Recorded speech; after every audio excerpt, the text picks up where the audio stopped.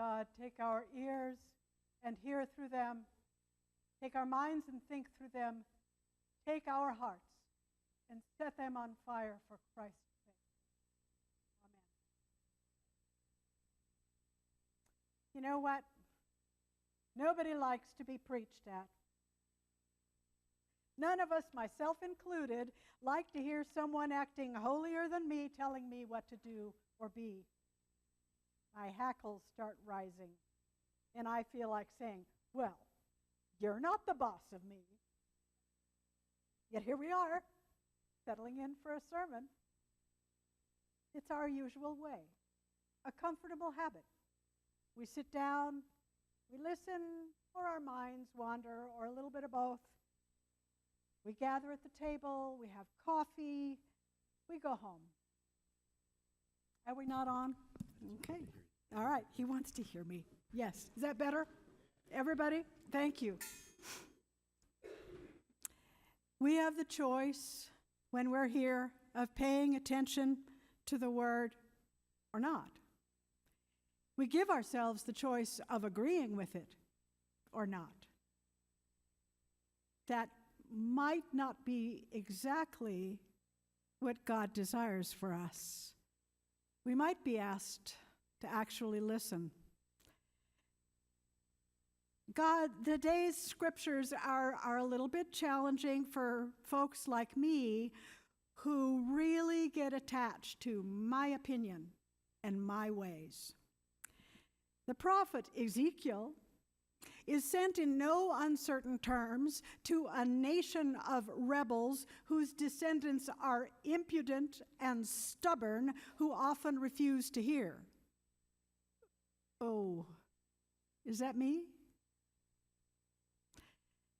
The 123rd Psalm speaks with the voices of those who have been battered for so long by the indifference and inattention of the privileged and powerful. And when we look across the scope of the world, we recognize that, yes, we are the privileged and powerful. The psalm says, we have had more than enough of contempt and of the derision of the proud. Ouch. In our time of upheaval and division, is that us?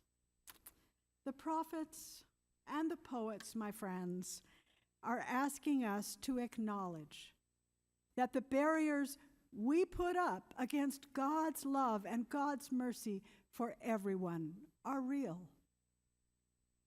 In our gospel today, Jesus doesn't even get traction in his own hometown.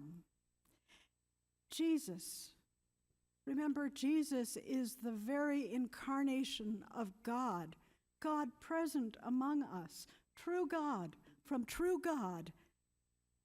Jesus heals and teaches in the synagogue, and yet is greeted with a torrent of skepticism and even gossip, all about his family and that they know who they are, and he's just a carpenter, and what we know about them, and who the heck does he think he is anyway, is kind of the subtext. And that sort of talk all too often gets our own juices going today. I'll just speak for myself here. It is tempting and distracting to be wanting to pass along some little snippet of gossip or a rumor, whether it's someone in the news or at work or even someone in the next pew. Believe me, I do know what it's like to be tempted and to succumb, to pass those things along. Because I somehow have this idea that it's going to make me look like someone who's in the know, someone who's very insightful, which is a weird, fleeting, and not very healthy kind of power. But as Paul points out in today's epistle, God and the world don't need us to act like we're powerful and all-knowing. It's God's power. which is made perfect in our weakness. The hometown Nazareth folks, even after seeing and hearing Jesus in the flesh, preaching, teaching, healing, they take offense at him. They take offense at Jesus. The Greek word that's used, skandalizo, means like to trip over, to find a stumbling block, to not be able to get past it. They choose to stick with what they think they know about Jesus instead of actually being open to who Jesus is. Instead of listening, as St. Benedict says, with the ears of the heart. Without our hearts, Jesus does no deeds of power, at least not in that moment. Jesus goes on to other villages. To his disciples who are listening and hearing with their hearts and their whole selves, Jesus offers the other choice, to go out into the world and share the reality of God's mercy and God's healing with anyone who will listen. And because the disciples, as bumbly and dim as they and we sometimes are, because they listen and say yes, Jesus gives them authority to preach and heal and cast out those unclean spirits. If we disciples can just manage to peek out over our own familiar habits of thought long enough to see and hear, to follow, to imitate Jesus, to set out on what our presiding bishop calls the Jesus way, we are given to carry with us God's merciful presence and transforming power. Not our power, God's. What we don't need to carry are those security extras, a bag, money, food, or a second tunic.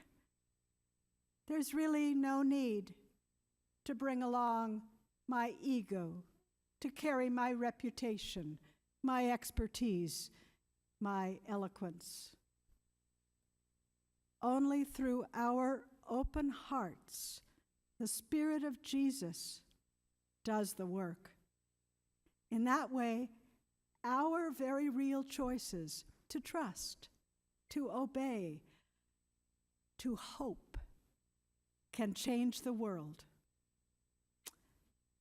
We can, of course, choose mistrust, stick with our stumbling blocks, keep our skepticism, and hold on to our better safe than sorry kind of caution. Or we can choose the unpredictable and wild adventure of justice and mercy. Choose to stand with and speak up for those in need. Choose to follow Jesus. Is it scary? Well, of course it is. As someone who is afraid of almost everything, of course I'm afraid to step out, to speak up, to risk being in unfamiliar territory. But we're not alone. We have God who always offers us more than we can ask. And we have each other. Remember, Jesus sent the disciples out 2 by 2. We aren't on our own. We can partner. We can work together. We can learn to give the same heart attention to each other that we're learning to give to Jesus. We can seek who God is for us, receive what God gives us, and spend time with one another, hoping and trusting rather than bickering or competing.